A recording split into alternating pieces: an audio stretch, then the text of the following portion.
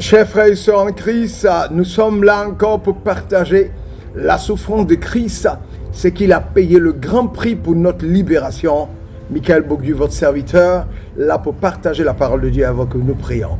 Notre Père et notre Dieu, nous bénissons ton nom, nous t'élèvons, nous proclamons ton règne, nous célébrons ta victoire. Ta victoire sur la mort, ta victoire sur les péchés, ta victoire qui nous a libérés. Et ce soir, nous sommes heureux de parler de cette victoire où tu as triomphé en prenant la coupe, en la buvant jusqu'à la lie, pour la vider complètement afin de nous sauver de tout péché. Que je sois édifié, les frères édifiés, pour la gloire de ton Saint-Nom. Alléluia. Amen. Voilà, Michael Bourdieu, votre serviteur, là pour partager la parole de Dieu.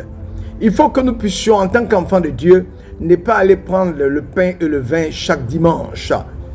Seulement, non. Nous devons connaître les symboles qui sont derrière ce pain et ce vin. Nous devons voir et comprendre, sentir, sous-peser la souffrance de Jésus-Christ de Nazareth avant d'aller à la croix. Qu'est-ce qu'il a subi pour nous afin que nous ne demeurions pas dans nos péchés? Parce que quand tu comprends combien Christ a souffert, tu n'es pas prêt à te livrer à n'importe quel péché. Tu n'es pas prêt à n'importe quel compromis, n'importe quelle compromission. Voilà. Que l'Éternel vous bénisse en vos grands grades de qualité. Voilà. Nous avons prêché dans la semaine sur les jardins qui sont le pivot du salut. Les jardins pivots du salut. Nous avons prêché sur la trahison de Jésus-Christ de Nazareth, trahi par Judas d'Iscariote qui le livre. Nous avons prêché sur l'angoisse de Jésus-Christ de Nazareth, comme il était angoissé, comme la peur l'envahissait. Nous avons prêché sur le grumeau de sang qui coulait de son visage pour dire combien la souffrance émotionnelle, physique était à l'ordre du jour, combien il a souffert. Voilà. Ce soir, nous allons prêcher sur le Seigneur Jésus prend la coupe de la main de Dieu le Père, et cette coupe représente les péchés de l'humanité que Dieu met sur ses épaules. Oh, le Père pose le péché de l'humanité sur Jésus, qui doit boire la coupe jusqu'à la lie, la vider complètement. Oh, quelle souffrance. Voilà, c'est ce dont nous allons parler. Voilà. Et ça se joue au jardin de Gethsémane. Dans le jardin de Gethsémane, la décision d'aller mourir à la croix pour nos péchés est prise par qui? Par Jésus. Cette décision est celle de prendre les péchés de l'humanité dans leur entièreté, dans leur totalité, depuis le péché adamique, passant par le péché de Caïn et la suite des péchés de l'humanité. Il va prendre tous les péchés de l'humanité sur lui pour aller mourir pour nous. Je dois préciser que Jésus est saint et sans péché. Il est pur et sans péché. Donc son degré de sanctification, qui est le degré de sanctification de Dieu, parce que c'est Dieu incarné dans ce corps, doit prendre les péchés, doit s'allier au péché, doit faire un avec le péché. Non, c'est redoutable. Et donc, puisque Jésus est saint et sans péché, il doit se faire pécher pour notre salut. C'est cette décision qui réside dans la coupe qui symboliquement représente nos péchés et toutes les malédictions et les condamnations dont Satan nous accuse et qui sont justifiées par nos comportements que nous avons eus et le comportement adamique qui a accepté de prendre la séduction de Satan et que nous a mis en porte-à-faux à l'Éternel, qui a fait que la colère de Dieu contienne cette coupe et Christ doit la boire pour libérer, afin qu'il n'y ait plus de colère dans cette coupe. Voilà de quoi il s'agit. Depuis le péché adamique, celui de Caïn et les autres, la coupe en question était toute la souffrance physique, émotionnelle et spirituelle que Jésus devait subir. C'est cette souffrance qui l'attendait. C'est là que notre Seigneur a dû prendre une certaine coupe de la main du Père. Oh, il la redoutait, mais il a dû la prendre. Et vous pouvez être certain que c'était une coupe plus terrible que la douleur physique. C'était pire que de faire face à une foule en colère. De cela, il ne s'en était jamais abstenu. C'était plus redoutable que la tentation satanique dans le désert qu'il avait surmonté. Dieu le Père a posé sur Jésus les péchés de l'humanité, le poids des péchés de l'humanité, sur Dieu incarné dans un corps qui est saint et pur, sans péché. Il devait boire la coupe jusqu'à la lit sans rien laisser. Oui, sans rien laisser. La Bible déclare dans Isaïe 53, verset 6, le Seigneur a fait retomber sur lui l'iniquité de nous tous. À présent que son devoir se trouve en conflit avec son désir, il s'applique à suivre ses propres principes. Il va prier à 3 reprises. Matthieu chapitre 26, verset 9.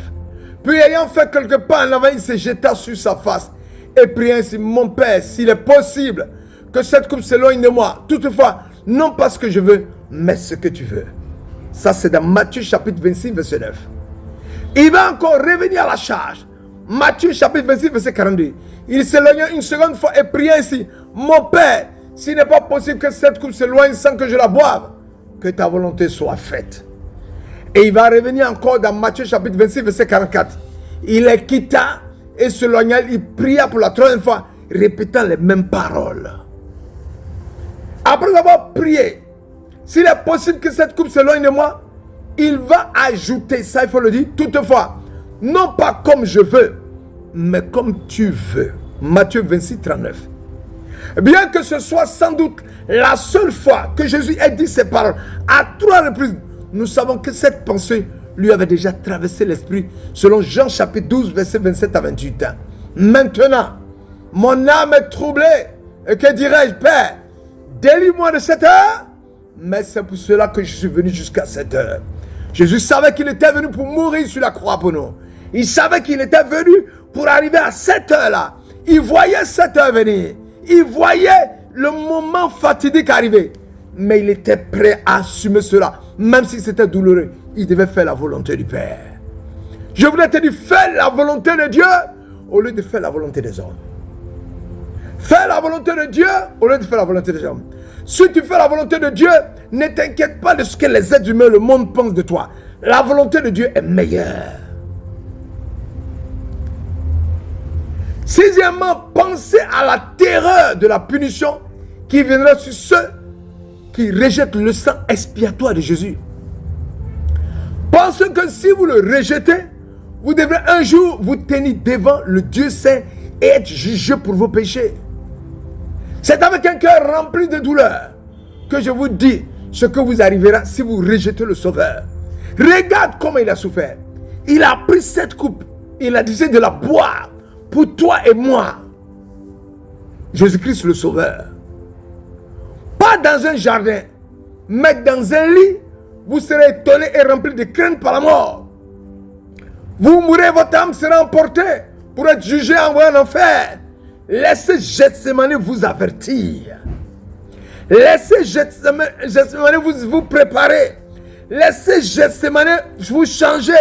Laissez Gethsémani vous avertir afin que vous ne tombiez pas dans le péché et que vous ne mourrez pas de vos péchés.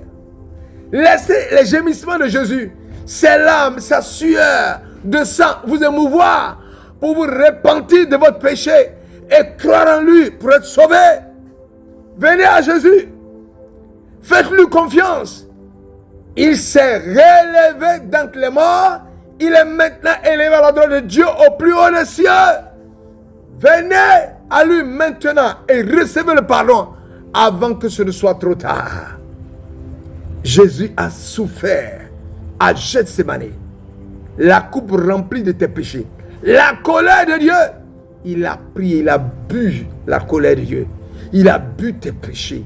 Il a bu tes iniquités. Il a bu tes transgressions. Il a bu ton homosexualité. Il a bu ton lesbianisme. Il a bu ton mensonge. Il a bu tes fétiches. Il a bu tes idoles. Il a bu tout ce qui t'a mené à la condamnation, qui allait t'écraser avec Satan. Il a pris cela sur lui. C'est extraordinaire ce que Jésus a fait. Sache qu'il t'appelle au salut afin que tu ne périsses pas. Je viens t'annoncer Jésus-Christ et la coupe qu'il a décidé de boire. Il a bu pour que moi et toi nous soyons sauvés. Il te tend la main, viens, donne-lui ta vie et il va te sauver. Que l'Éternel te bénisse Que l'Éternel vous bénisse en vos rangs, grades et qualités. Nous continuons demain. L'autre partie, l'humilité de Jésus. Après avoir accepté de prendre la coupe, nous allons voir l'humilité de Jésus. Que l'Éternel vous bénisse. À demain pour continuer à prêcher l'Évangile.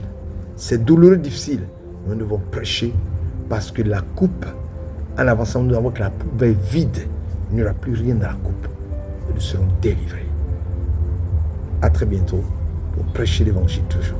Michael Bogu, votre serviteur. Soyez bénis. À bientôt. Ciao.